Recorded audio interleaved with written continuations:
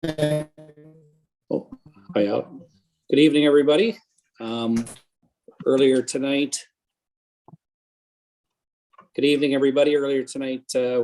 had a closed session and we're resuming our Tuesday, December 7th meeting. I did declare pecuniary interest on 4B and 11.1 earlier, as my son works for the Parks and Rec Department. There's no public meetings. There is a delegation tonight by Renee of Aqua. If she's, is she on there? Yes, she is. Very good. Hello. I'm filling in for Mayor Kathy Burkhardt-Jessen. So you have me for tonight. I believe there is a presentation where we'll be sharing that. But Renee, I will pass it over to you.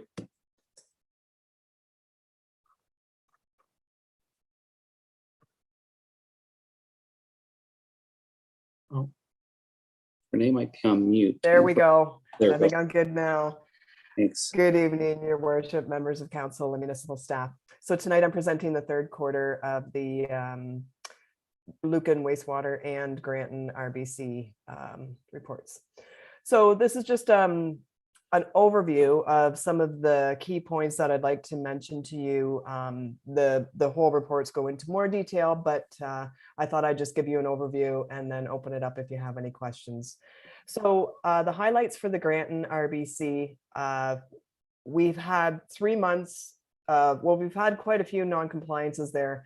As you can see for August, it was 10.4 milligrams per liter for the total suspended solids.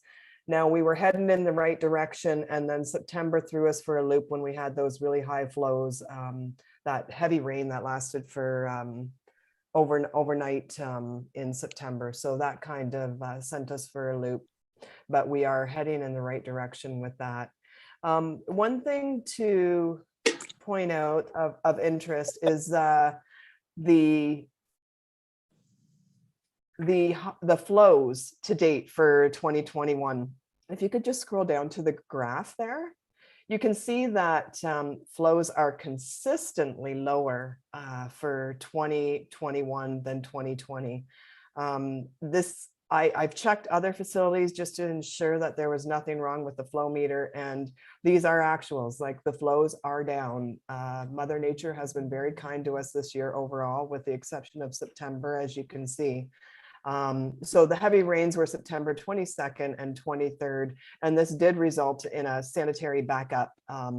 It backed up into the collection system and into, I believe it was just the first residence houses there. Staff worked diligently. We had 2 separate back trucks on site in an attempt to keep the levels down, and I feel like they actually got some headway there and were able to slow the flows down a lot quicker.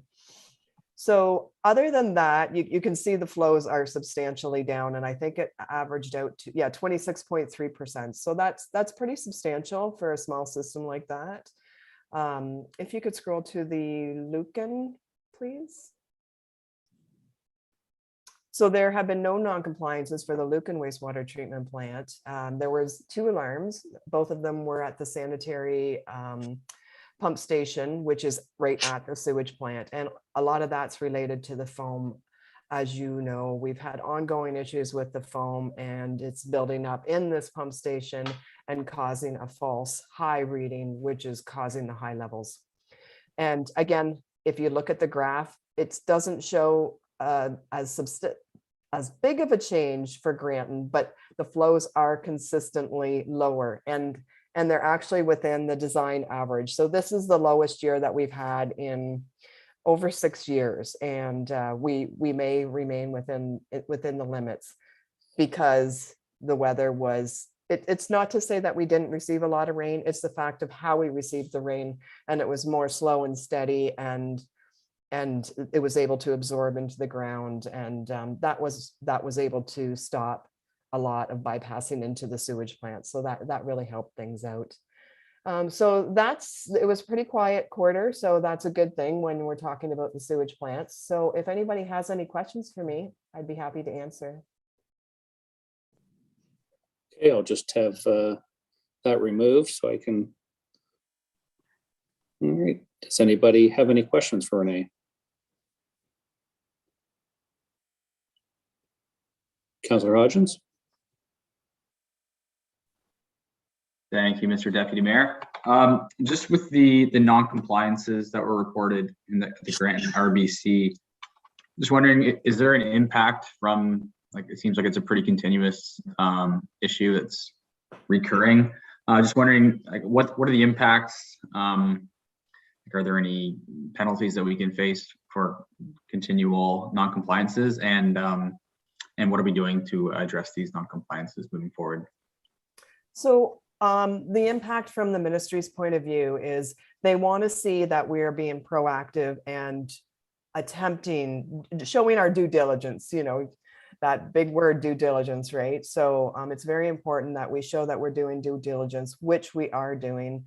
We log everything in the book. We've had our optimization team. We're in constant communication with our optimization team to see if we can find any issues. One thing that we're doing right now is, so the difference between water and sewage is sewage takes time to see results. Water, it's black and white. You know, you do something, you see the results.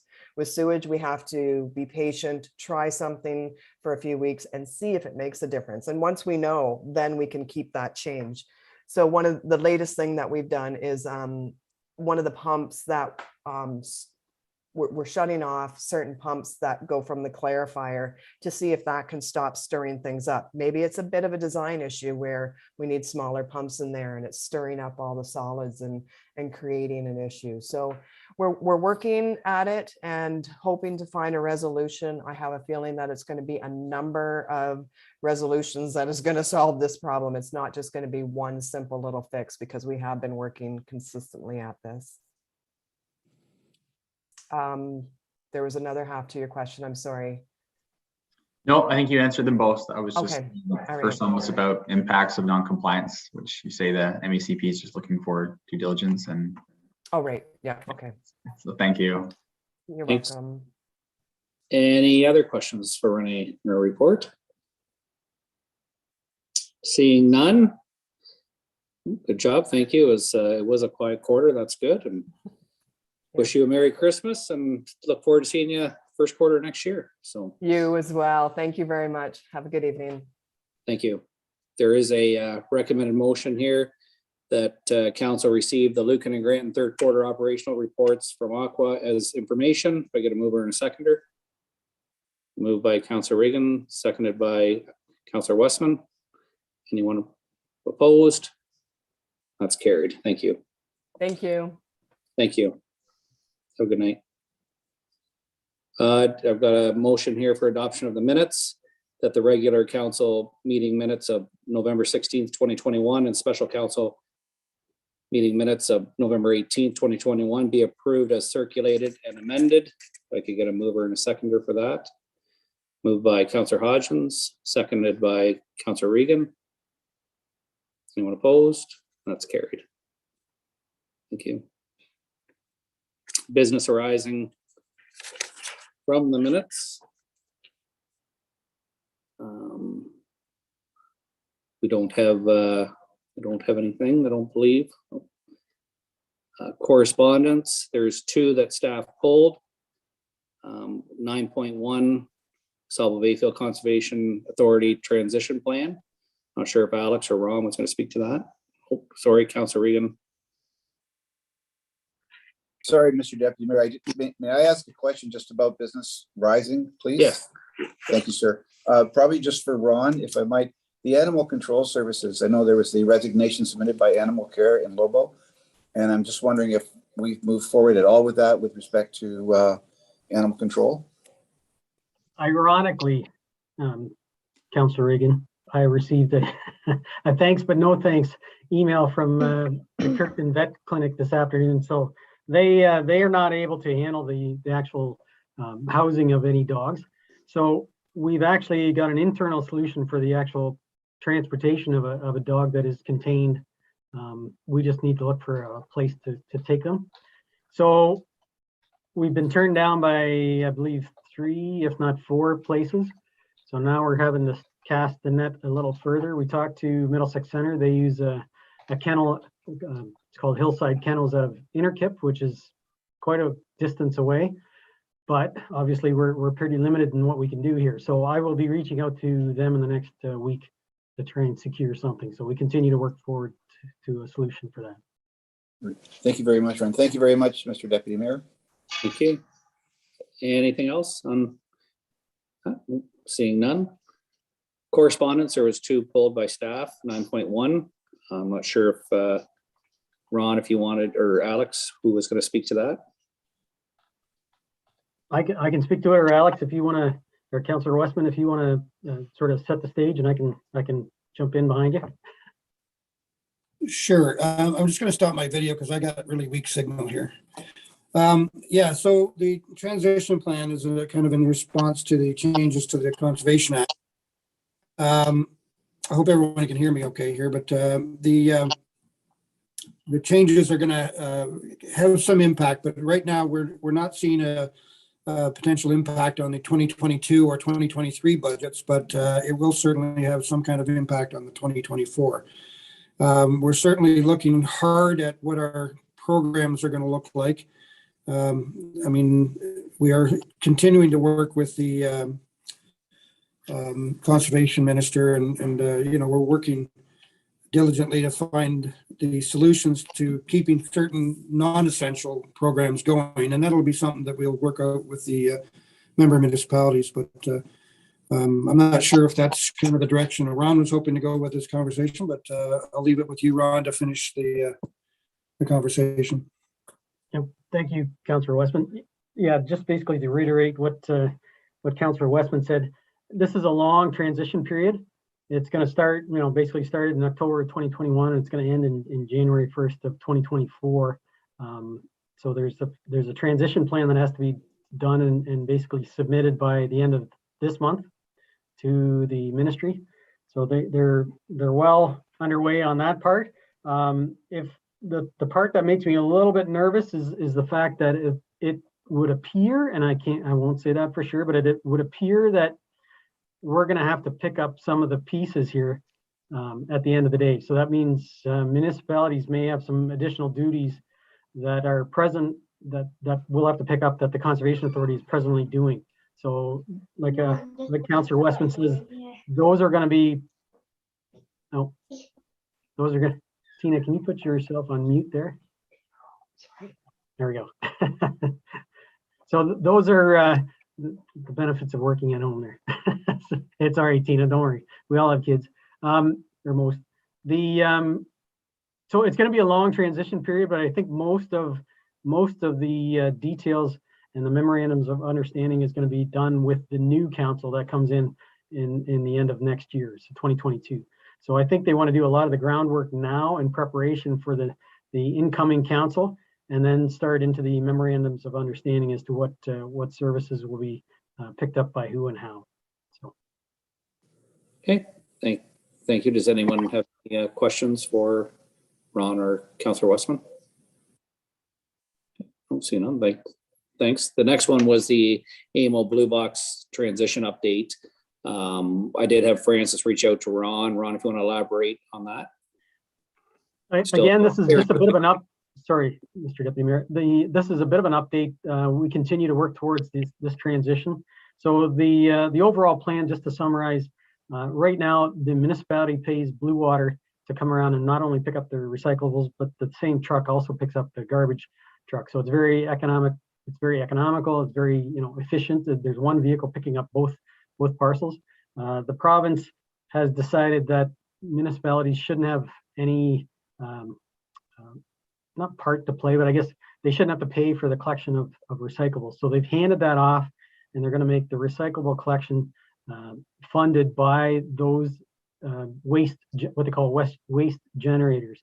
So there's a group that has been formed in the province that will look after that, and I believe the Blue Water Recycling Association is hoping to be chosen to continue to do that service as has been past practice for the last number of years. I get a lot of good comments about the service we get from Blue Water.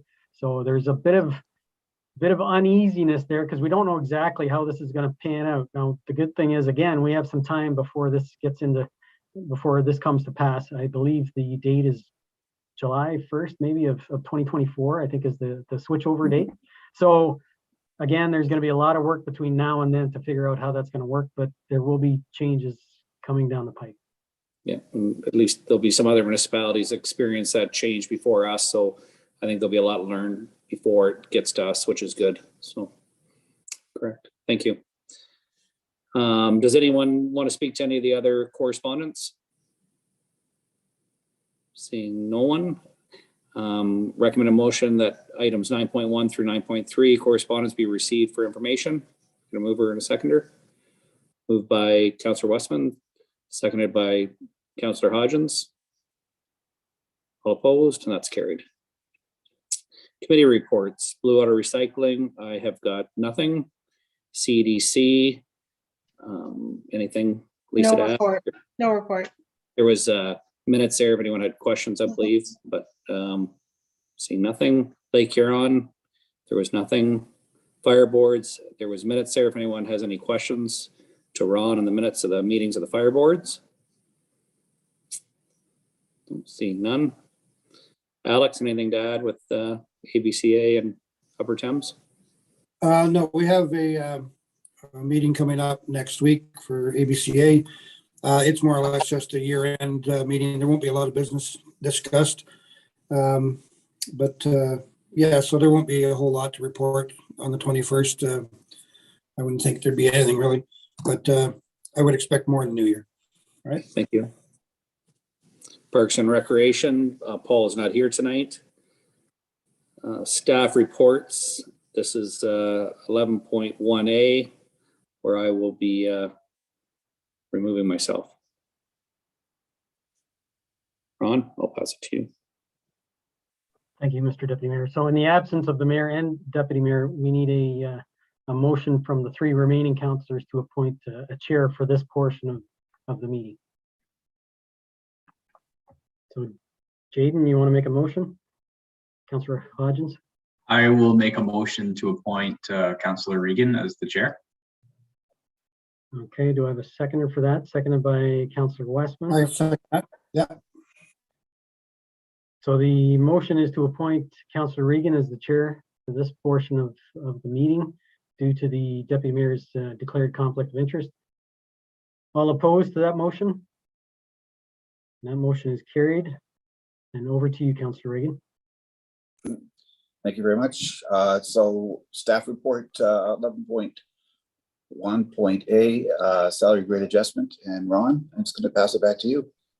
Thank you, Councillor. So report number CAO-19-2021 is in regards to the 2022 salary grid adjustment.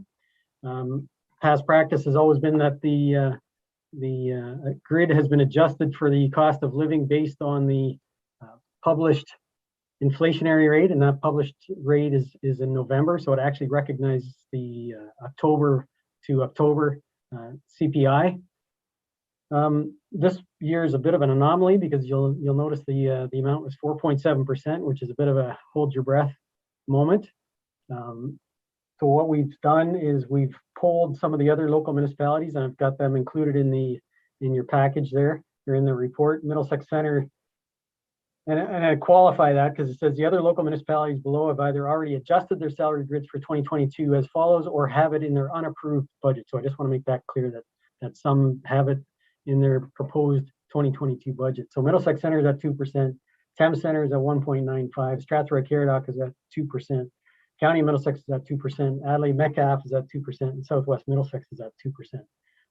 There are other ones I can think of. Zora Township actually has approved a full 4.4% grid adjustment, which is a bit surprising. However, the average in our area is 2%. So staff is recommending that we do the 2% grid adjustment to council for 2022.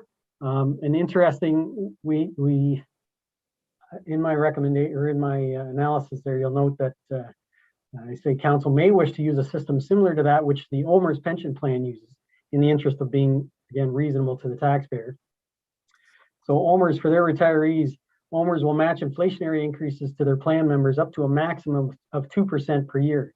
Anything above 2% is placed in, quote, a bank to be drawn from when the inflation rate returns to a more normal pace, i.e. below 2%. For example, if the inflation rate drops to 1.5% in the following year, the grid would be adjusted by 2% with 0.5% being drawn from the bank. This provides some stability while also being economically responsible. Council has the ability to make this decision on a yearly basis based on current conditions. So the financial implications of the proposed 2% changes have been taken into account in the draft 2022 financial budget. And again, it aligns with strategic direction number 1 under the strategic plan, and the goal number 3, which is the premier employer. Action number 4, which is to instill a positive workplace environment and culture at the township and pride in the community. And Mr. Councillor, the recommendation is that the report CAO-19-2021 be received for information, and further that council adopt the updated 2022 municipal salary grid policy number 101-19-2022. Right, discussion? Ron, sorry, did you note both policy numbers in your motion? Or no, I guess they will when they go to read it. It'll be in the motion, yes. All right. So this is a motion now, Ron, so we're just looking for discussion. Any discussion? Councillor Hodgins. Thank you, Mr. Chair. I guess I just wanted to confirm, I thought the OMERS bank system was sort of interesting. And I just want to confirm whether that was included in there for analysis, kind of just for consideration or discussion, or whether it is proposed to be like a part of this recommendation here. So through you, Mr. Chair, to answer the question, I'm not asking council to agree to do that. It's just for consideration at this point that would be a nice thing to do, to be fair to everybody, obviously. Inflation is what it is. Typically it's a whatever the inflation published is in November is what we adjust the grid. This is obviously, unprecedented time where we're looking at 4.7%, which I don't think that's reasonable. And as staff, we want to be reasonable to the taxpayer as well. But again, it's not anything that council's locked into. It's something that can be addressed each successive year. Follow-up? Yes, Councillor Hodgins. I'm just wondering, that seems is that a totally innovative approach, or have we seen that implemented in other neighboring municipalities or townships elsewhere? We're in new territory there. I don't know that we've ever been in this kind of territory before, but I thought it was rather interesting the way that OMERS addresses those kinds of things. So that's why I put it in the report is for council's consideration in future years. Okay, thank you. I'm good. All right. Are there any other comments?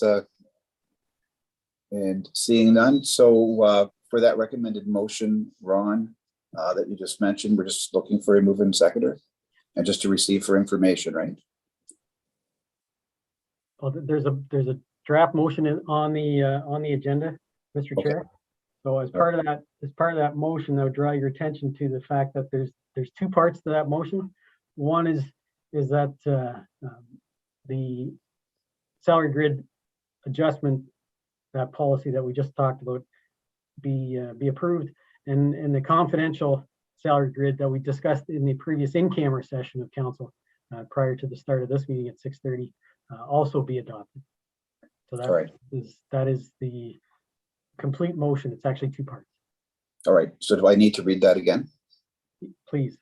So right here, so that the report CAO 19-2021 be received for information, and further that council adopt the updated 2022 municipal salary grid policy number 101-19-2022 and confidential grid policy number 101-20-2022. Looking for a mover and seconder. Moved by Councillor Westman, seconded by Councillor Hodgins. All those opposed? And that carries, right? And at this time, do we bring back the Deputy Mayor? Okay. Correct. Yes.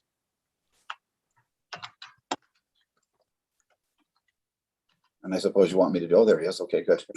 Okay, I'm just passing the chair over to the deputy mayor. Thank you. That puts us at 11.1B, the animal control bylaw update. I've got a recommended motion. Basically, I believe that has to do with the elimination of the dog tags. I'm not sure if anyone wants to speak to that further. Otherwise, I will read the motion.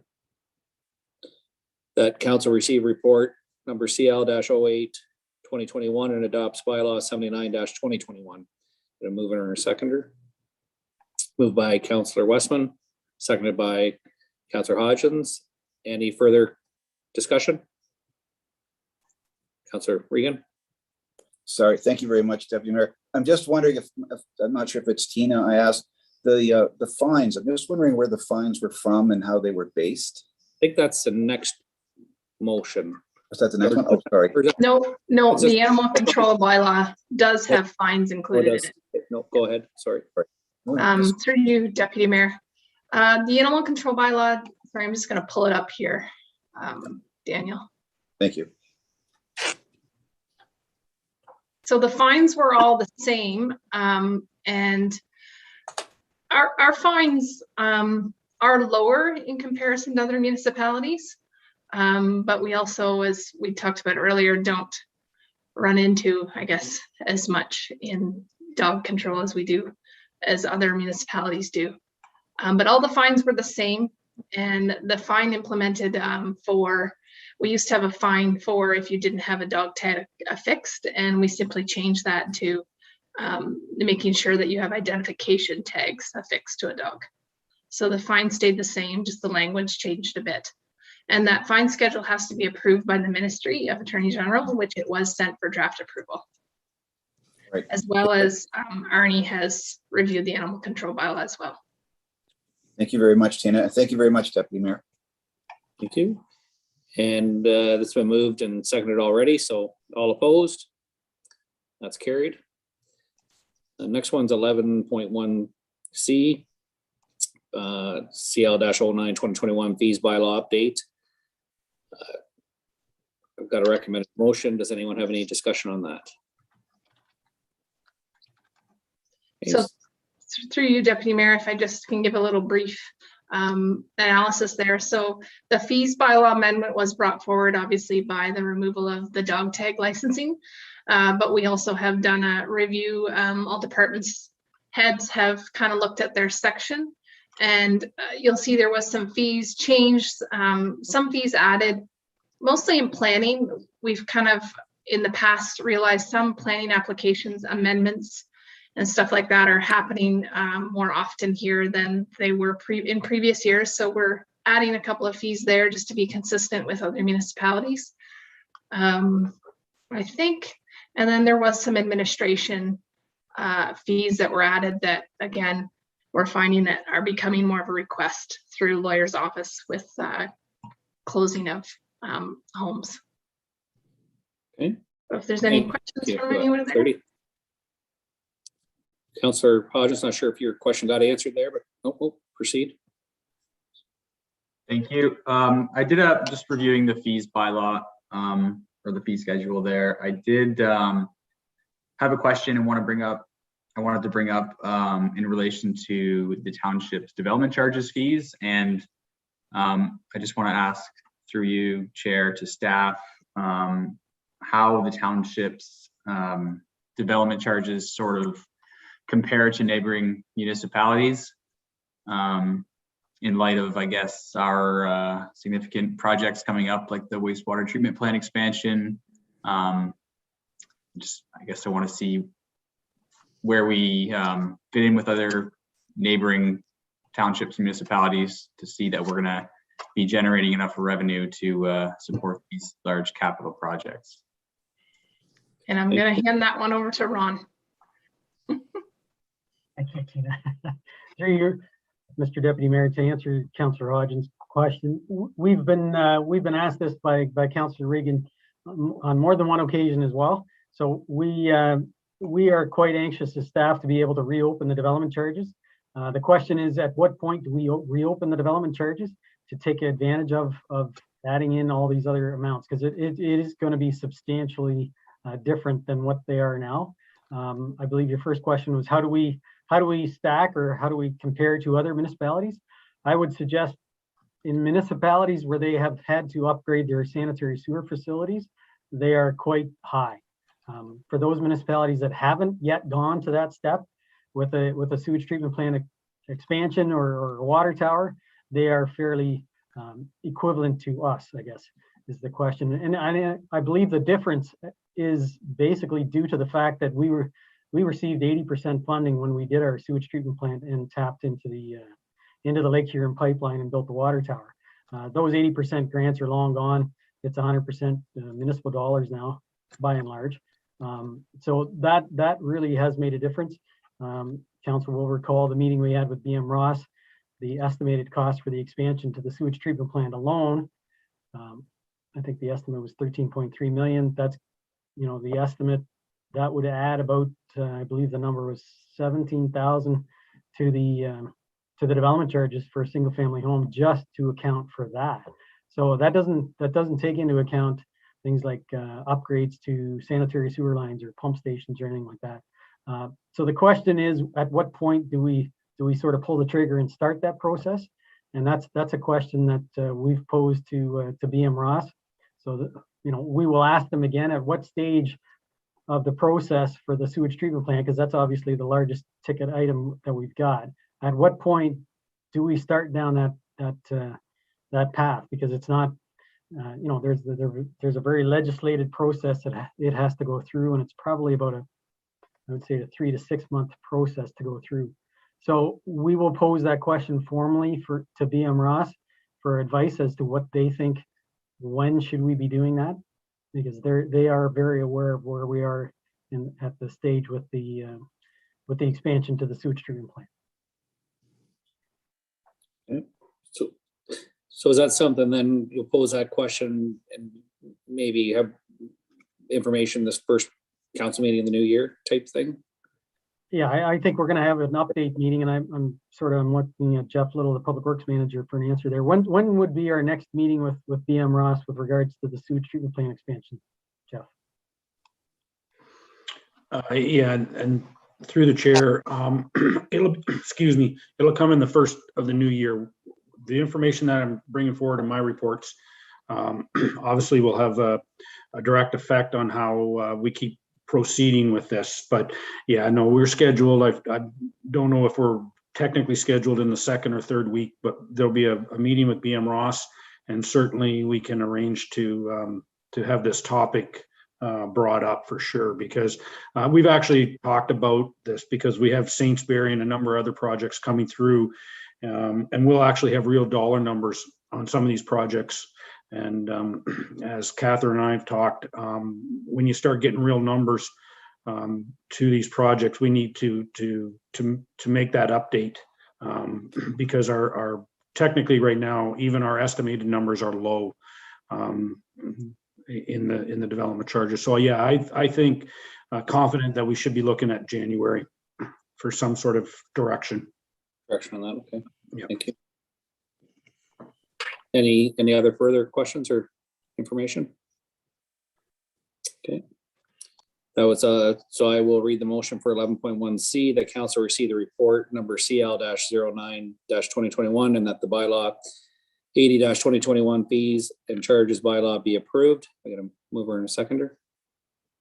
Moved by Councilor Regan, seconded by Councilor Hodgins.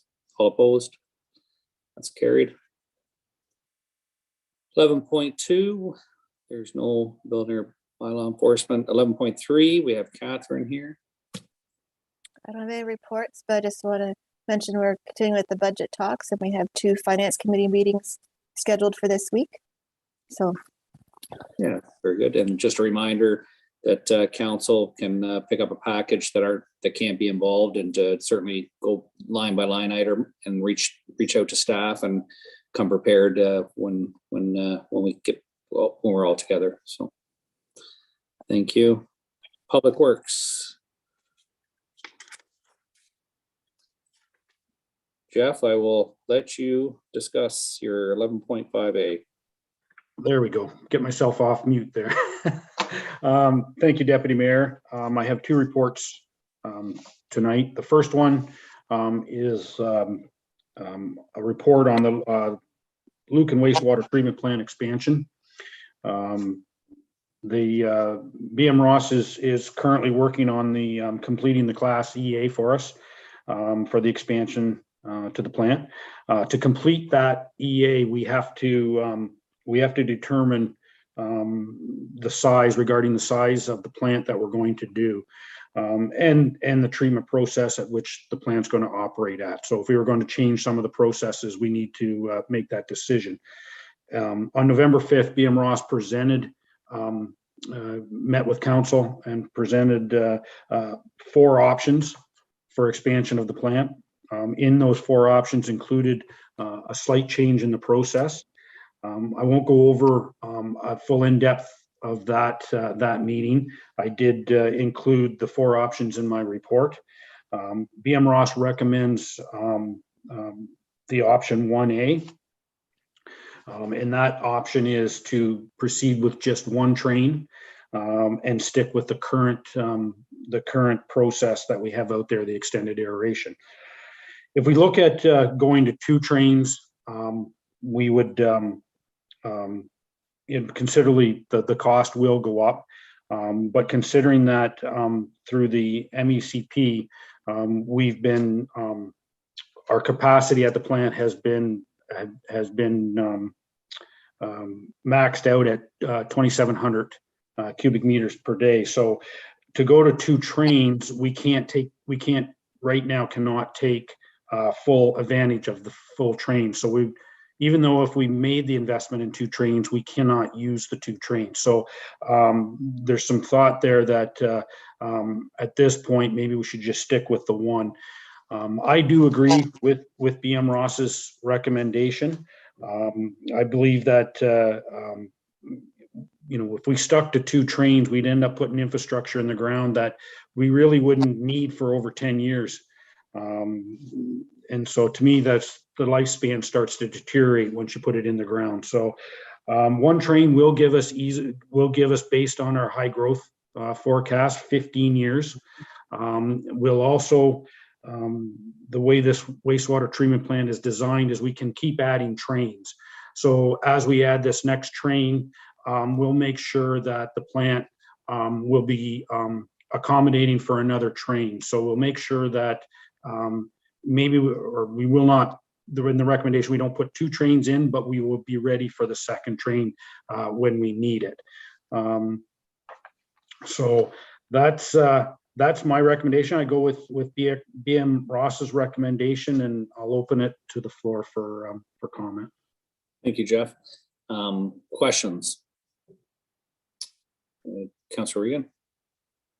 All right, thank you very much, Mr. Deputy Mayor. Jeff, I'm reading in the report, and I just want to confirm for residents, because I have been asked, but the option 1A that gives us growth for 15 years provides the flexibility for the township to take advantage of potential new technologies. So that is something that can be adapted. So that new train. So when we're building the new train, it's going to be, if we go that way, if we're building the new train, then that one will be able to accommodate any new technologies. That was one of the questions that I had previously.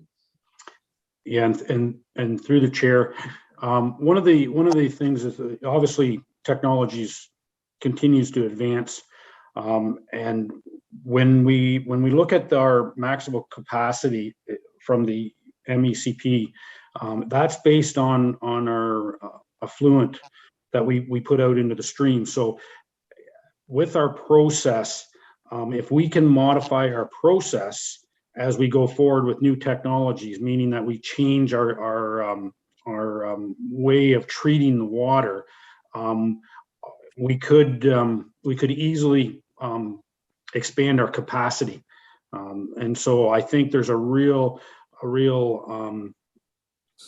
I think there'll be a real push for looking at the process over the next 15 years and look at new technologies, because for the plant to expand into that second train, there will have to be some sort of development there with the process. So I think by investing in the 1 train, we leave the door open for new technologies and so that when we do go forward with a second train, we fully incorporate that process through the whole plant. Right. Thank you very much, Jeff. Thank you, Mr. Deputy Mayor. Thank you. Any other questions, Jeff? Okay, seeing none. Oh, Councillor Hodgins. Thanks. Thanks, Jeff, for the report. I think the EA process went really well here, and BM Ross did a really good job on that, and looking at the different options and evaluating which one would be the best. So, you know, I trust their recommendation and your support of that. I guess just a quick question would be, when would we look at doing this project to construct the new train? Like, what are the timelines like for, I guess, design and construction? And through the chair, so the timeline, and I would say that when this process started, and I don't mean to get into my thunder of the next report, but it started about 4 years ago, and BM Ross did set up a timeline, and they have been meeting that timeline with no issues. So where we've got to now is that we're in the final completion of the EA, which will finish up this year. So by the end of the 2022, we'll have that process done. The hope is that we have the EA ready to submit in the spring or in the start of the year of 2022, and that it's in the ministry's hands through 2022. And the idea then is, as long as we can get that EA submitted so that we know what we're doing, such as the one train, and we know our processes and stuff, well, then we can start the design. We actually then kind of shift and we'll move into the design stage, and then we can begin that as well. But we just have to finish up the EA. So in 2022, the design should start, and then we can move from design in 2022 into 2023 and develop a tendering package for in 2023. And then off to tender and construction in however that late 2023 into 2024, with the idea of completion in the end of 2024. So so far it looks like a reasonable timeline, and I think so far BM Ross has been hitting those benchmarks. So Okay, thank you. Thanks. For that. Any other questions? Let's see, none. I agree with the comments, Jeff, that you've made, and Councillor Hodgins asked a question there that I was going to ask, and it was the reasoning behind the one train makes sense for a municipality. So it's I've got a recommended motion here that I will read. The council receives report number PW-25-2021 and accepts the recommendation for the construction of one additional treatment train with the continued use of the extended aeration process, and the council directs BM Ross to complete the Class EA process by incorporating this recommendation into the environmental study report. If I get a mover and a seconder. Moved by Councillor Hodgins, seconded by Councillor Regan. All opposed? That's carried. Jeff, you're on for the next one. yeah, my second one, and it's a lead in from the report we just did. So my next report is the design and the contract administration of the expansion of the Lucan Wastewater Treatment Plant. So the purpose of this report is to get some direction from council on how to proceed. As we previously talked about, we're coming up to the stage where the Class EA is coming up to a finish, which we've committed with BM Ross, and that we'll be entering the stage of design now in the expansion process. So we're kind of going into the next stage. So as part of that, I'm looking for direction on how to proceed. So basically there's two options. One is option one would be to continue with BM Ross, which is a single source process, or we go to a request for proposal. The benefit to going to request for proposal is the township would ensure that it moves forward with a competitive rate to complete the expansion of the wastewater treatment plant. Having said that, we know engineering and contract administration, it's going to cost us between 8 to 10% of the overall contract. That's pretty much industry kind of standard there. So we have an idea what it's going to cost us prior to how we move forward with this. There would be a cost to going with an RFP. We would have to bring in a third party to develop the RFP. I did get an estimate, and the estimate came in at around $15,000 to process, to develop the RFP and to administrate the RFP on behalf of the township. The other option that I talked about was to continue with BM Ross. The benefits of it is that we're moving forward with a familiar firm. They've already been working with us on this project for like I said previously, for 4 years. They've already gathered a lot of the information, and they've already done a lot of the work. There's a benefit on the timeline. BM Ross is ready to start in on the design, whereas if we were to go to RFP, then we'll have to take a break and hold off on the design and go to the RFP process. So in this, I do recommend, because with all reports, you have your options and you have a recommendation. My recommendation is that we continue to proceed with BM Ross. I believe in the past, BM Ross has put a good team together. Have confidence in their team. Steve and Andrew have worked with us on a number of items around the sanitary plant and the sanitary system. They've done a very reliable and a very efficient workforce in the last 4 years to get to this stage. I don't have any problem with that. And time, as time factor falls into place here, the timeline that we did touch on, I think is really important with the conditions and with everything that's going on in Lucan Biddulph. I think it would be important to keep that timeline in place. I think that's about it. I'll maybe open it up to some discussions there on that. Thank you, Jeff. Opening up for discussion. Any questions? Councilor Regan. Thank you, Deputy Mayor Manders.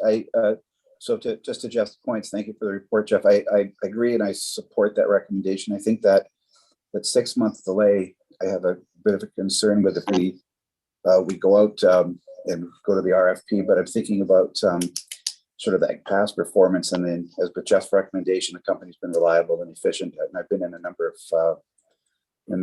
of the meetings too. So I'm thinking just for consistency's sake that I would support the recommendation that we just move forward with the single sourcing. Thank you. Any other comments or questions? Councilor Hodgins. Thanks. I'm supportive of the recommendation as well to continue with BM Ross. I think Jeff laid it out there, sort of the pros and cons of each, going with RFP or continuing on with BM Ross. But yeah, I think the benefits of carrying on with BM Ross, obviously they have all the background and experience with this. They can get going right away. They've performed well on through the EA process. So yeah, I think it makes sense to carry on with them. One question would be, is it through this recommendation, will council be bringing this back, or sorry, will staff be bringing this back to council for the award of that contract to BM Ross, or is that just taken care of administratively by staff? And through the chair, that's a good question. So I would go back to BM Ross, and I have had kind of an initial discussion prior to this. Obviously, depending on how council wants to go, at this point, we can't publish a lot of data, but I would bring back a scope of work from BM Ross, outlining exactly what the work is going to entail and the costs for that. So council will have a chance to see exactly what the process will be over for the design and for the tendering process. So yes, it will come back to council for review. Thank you. Anything further? No, thank you. Thank you. I agree. I think they've been involved the last 4 years, and it's a huge project for our municipality, and makes sense to continue on with them on this project. So with that, I will read the motion.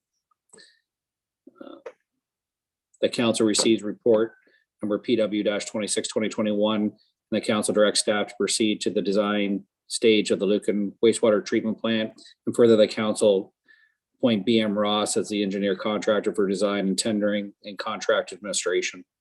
We got a mover and a seconder. Moved by Councillor Westman, seconded by Councillor Reagan. All opposed? That's carried. Thank you. Thank you, Deputy Mayor. So I will have a scope of work come back to council early in the new year. So Thank you. follow that up. Just a couple of things, just before I'm done, just a couple of things. You always like to bring some good things, but I got a couple of things I want to touch on that are not so rosy.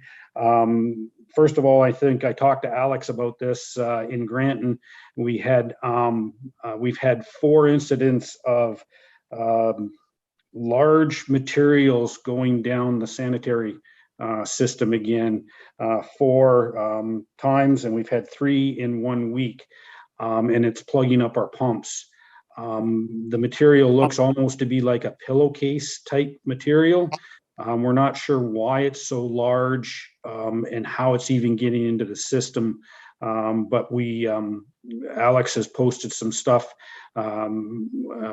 through his community board, and we are doing some of the stuff on our social media about trying to educate people on the problems here, because when we have a pump like this that goes down, we've had some call-ins after hours, and there's additional work by Aqua to fix the pump and get everything up and running. I mean, we do have a backup in place, but when you're always going to your backup on a regular basis, it's just you could end up in a disaster. And it's really, when we see literally cloths that are looking like pillowcases coming down through the sanitary system, it's a little discouraging. So just let the rest of council know, if you see it on Facebook, what we're actually posting real life pictures of what it looks like. And I think if you get to see it, you'll be amazed at what's coming down through the system. So I just thought I'd touch base on that. I don't know if Alex, if there's anything else you wanted to touch base on that, Alex, but you don't have to, but. No, I appreciate the information you got to me. I got it out onto our social media local community page pretty quick, and there was a little bit of feedback, not a lot, but I think there a lot of people saw it. I think going forward, we really need to focus on education and messaging out to the public, just to make sure people are reminded regularly about, that their toilet is not a garbage can. I don't know if you received the video that I linked you there. The City of London did a really amazing video called Your Toilet is Not a Garbage Can, and it was really informative. I think something like that, or that very video, maybe get permission from London to circulate that video. But a lot of people maybe don't realize that, whatever you put down that drain can end up causing damage to equipment if it's not the right stuff. There's only 3 things that should go down there, and that's 2 of them are from people's bodies, and 1 of them is toilet paper. So, anything else is just not to go down there. And I realize that people, if you've got kids, sometimes, things will get flushed down the toilet by mistake.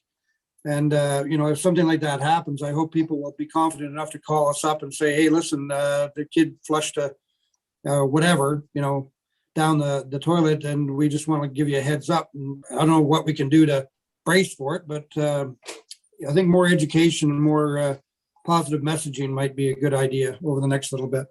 I agree. Thank you. I agree. To follow up too in Granton, we have, I know, just to touch base with council again, give council a bit of an update. We have two houses going in a vacant lot that did sit vacant for a little bit. So it's really good to see the foundations in and coming up on Main Street, Granton.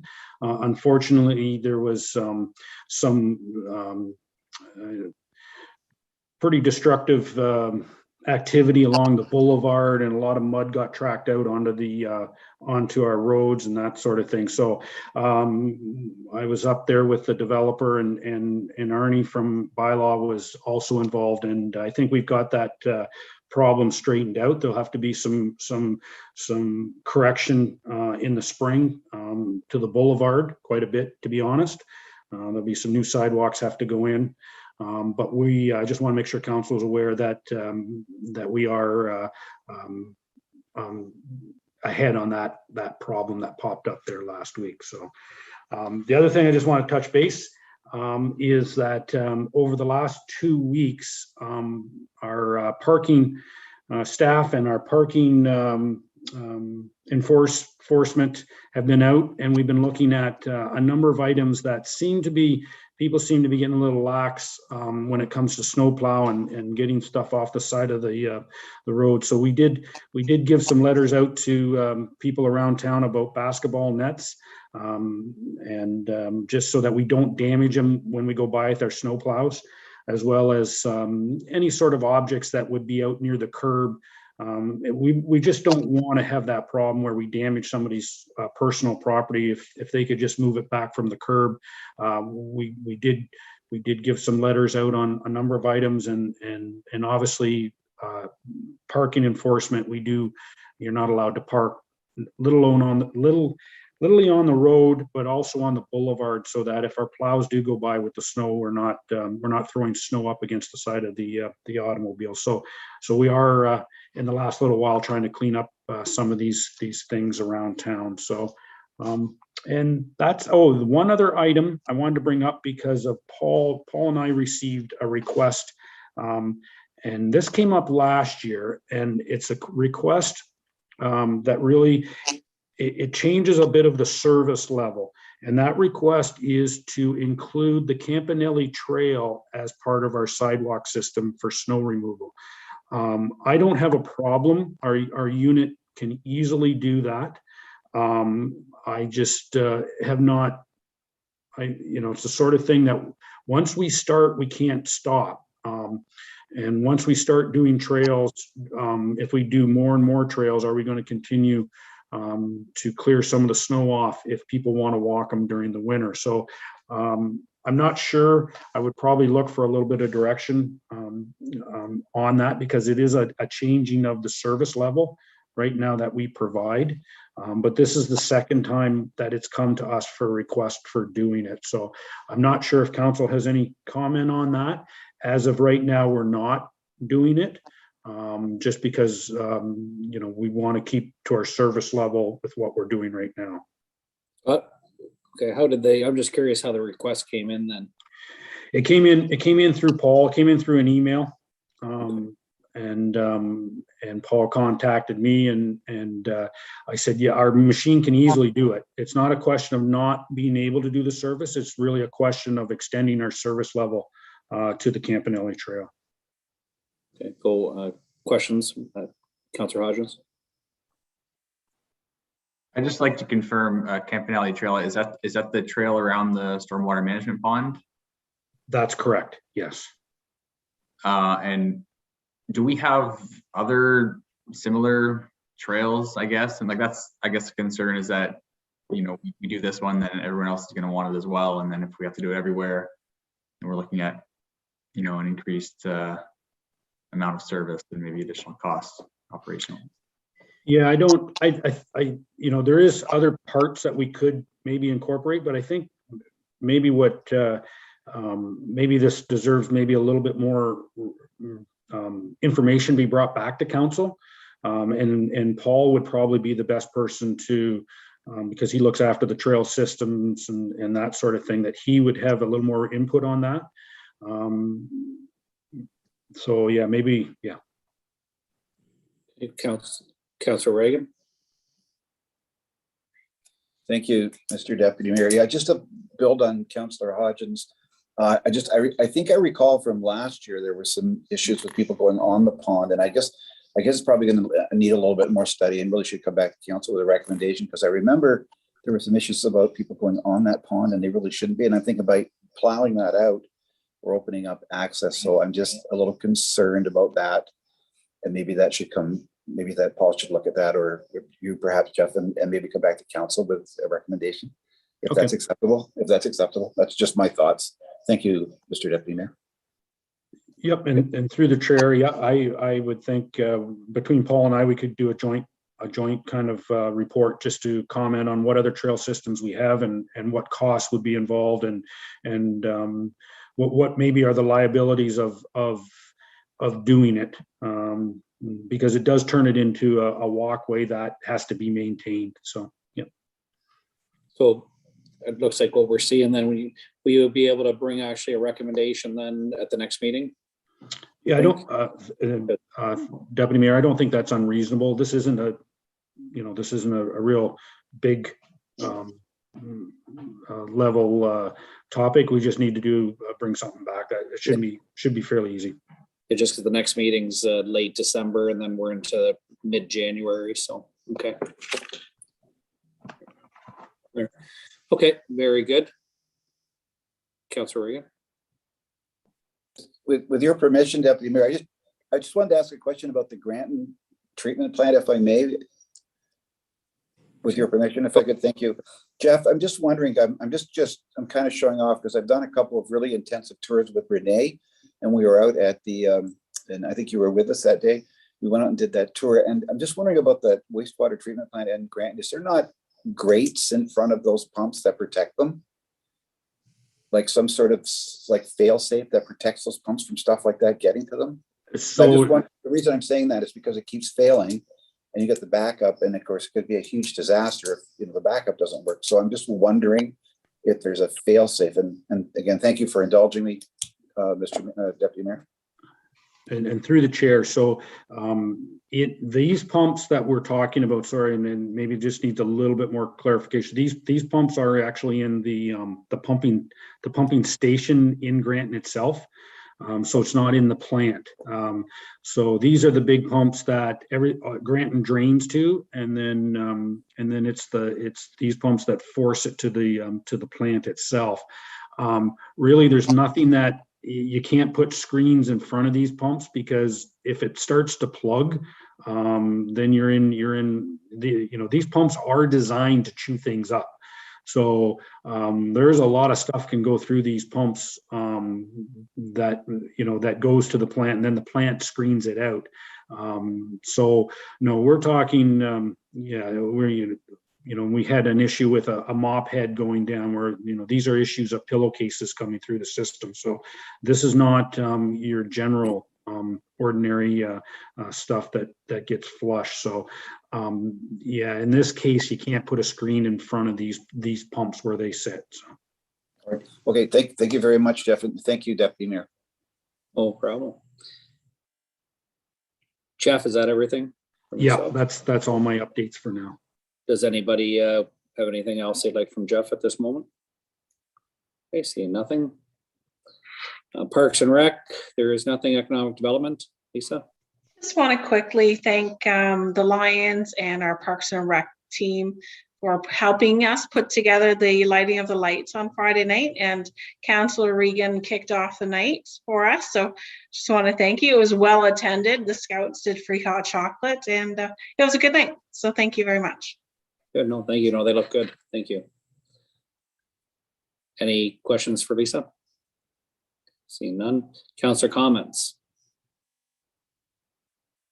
Councillor Regan. Thank you, Mr. Deputy Mayor. Just two quick ones. Just wanted to thank everybody, the Santa Claus Parade and Food Drive, thanking the Lions, thanking the Junior Cs and all the community partners. My understanding was a great success. And yes, I did get to do the countdown for the lights. And it was quite the honor. And I thank the mayor for allowing me to do it. And that's all I have, Mr. Deputy Mayor. Very good. Thank you. And anything else from anybody? No, seeing none. Changes to budget, nothing. No motions, nothing.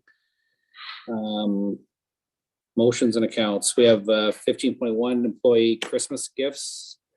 The recommended motion is that council of the Township of Lucan Biddulph authorize and direct the clerk to purchase $75 gift certificates from local businesses to give to the township employees for Christmas. If I get a mover and a seconder.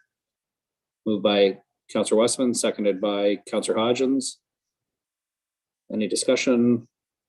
Anyone opposed? Carried. Bylaws. 16.1.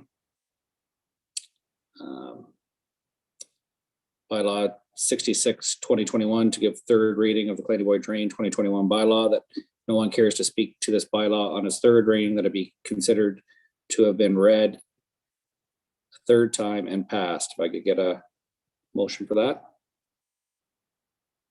Moved by Councillor Regan, seconded by Councillor Hodgins. Anyone opposed? That's carried. 16.4.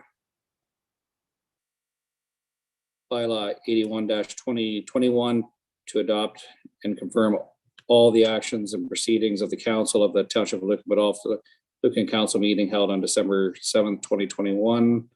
Recommended motion, I read the 16.4. The recommended motion is, if no one cares to speak to bylaws 79-2021 through 81-2021, inclusive on their first and second and third reading, that they be considered to have been read a first time and passed, and a second time and passed, and a third time and passed. If I get a first and second. Moved by Alex, seconded by Councillor Hodgins. All opposed?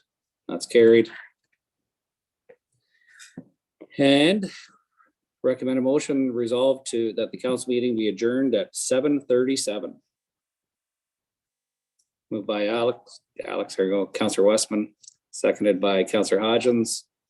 All opposed?